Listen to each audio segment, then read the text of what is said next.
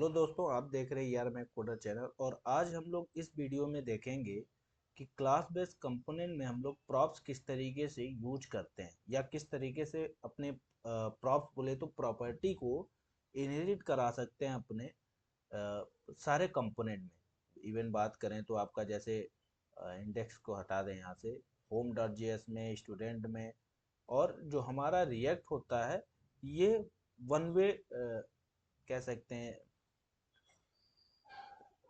One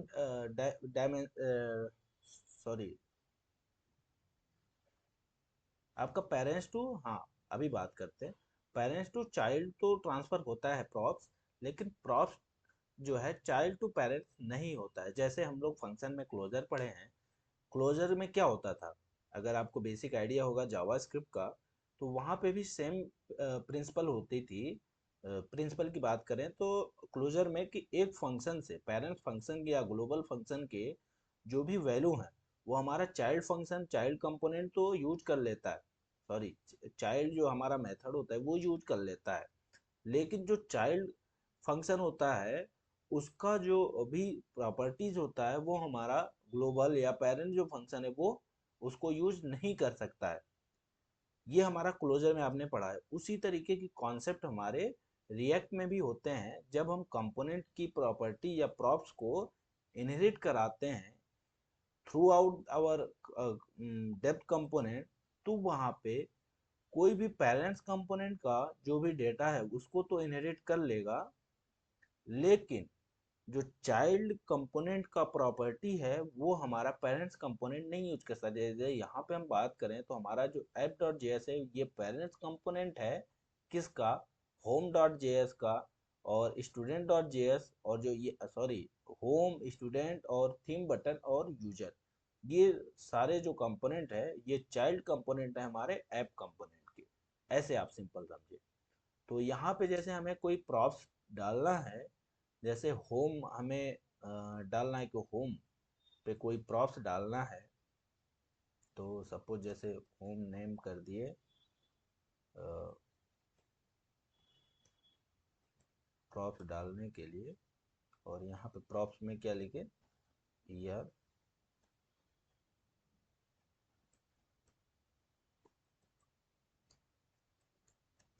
में coder. ठीक है, और उसी तरीके से यहाँ पे हम होम पे जाएंगे और रेंडर पे प्रॉप्स हमारा आ जाएगा, प्रॉप्स। ठीक है, और यहाँ पे हम लोग को इनहेरिट कराना है props this dot prop dot आपका जो भी नेम है तो नेम, और सेव कर देना है। और सेव करने के बाद यहाँ पे देखेंगे होम कंपोनेंट आ रहा है सेम, बस। और सेव करते ही हमारा ईआर में कोडर यहाँ पे इनहेरिट हो गया। जो इसकी प्रॉपर्टी थी यहाँ पे स्टैटिक नहीं है, डायनेमिक प्रॉपर्टी है। जब भी हम चाहें तो इसको यूज कर चेंज कर सकते हैं। उसी तरीके से स्टूडेंट में अगर भेजना है तो यहाँ पे हम लोग क्या कर सकते हैं, जैसे स्टूडेंट का डिटेल,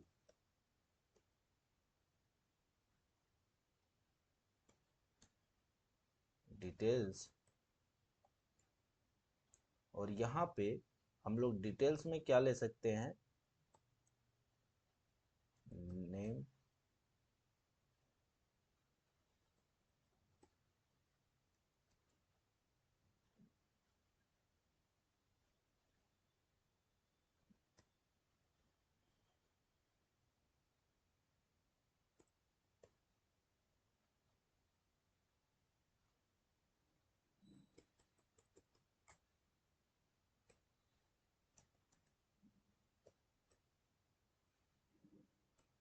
अब तो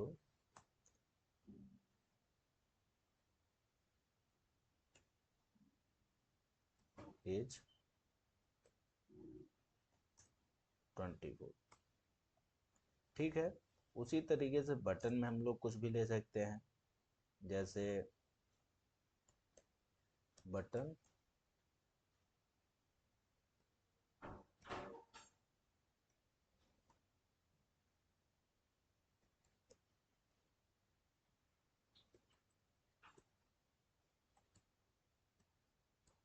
प्राइमरी, और यूजर में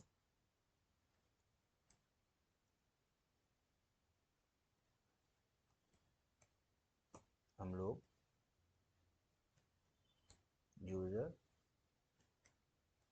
डिटेल्स, ये हम लोग कुछ प्रॉप्स ले लिए, इनको वन बाय वन हम लोग एडिट कराते हैं। तो यहाँ पे स्टूडेंट में पहले इस प्रॉप्स को भेजना होगा। प्रॉप्स की जगह पे आप कुछ भी ले सकते हैं। और सेकंड हम लोग एक h1 टैग बना लेते हैं, और उसके अंदर दिस डॉट प्रॉप्स डॉट क्या था यहाँ पे, आपका डिटेल था।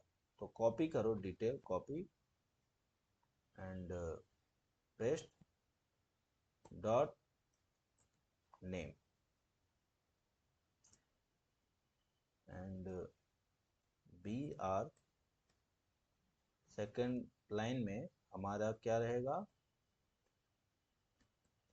This dot props dot details dot age, और सेव करेंगे।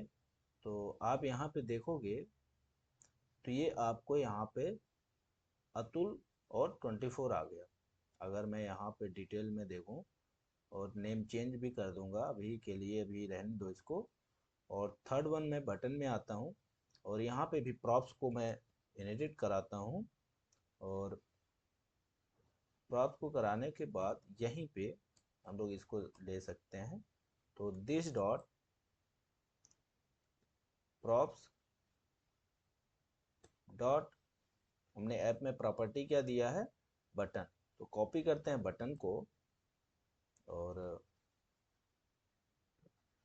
बटन को यहाँ पे सेव कर देते हैं। इसी तरीके से यूजर में हमने क्या दिया है, एक h2 टैग ले लेते हैं, और इसके अंदर दिस डॉट प्रॉप्स, और प्रॉप्स को पहले यहाँ पे हमें भेजना होगा, प्रॉप्स डॉट क्या है, यूजर, कॉपी एंड पेस्ट। ठीक है, और सेव करो, और थीम को भी सेव करो, स्टूडेंट भी सेव था, सेव कर लो, और ऐप को भी सेव कर लो।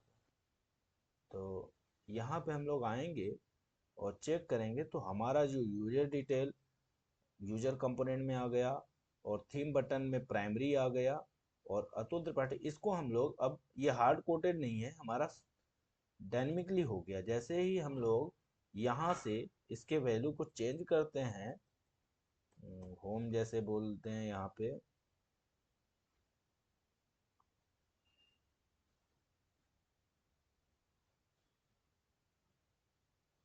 Home page,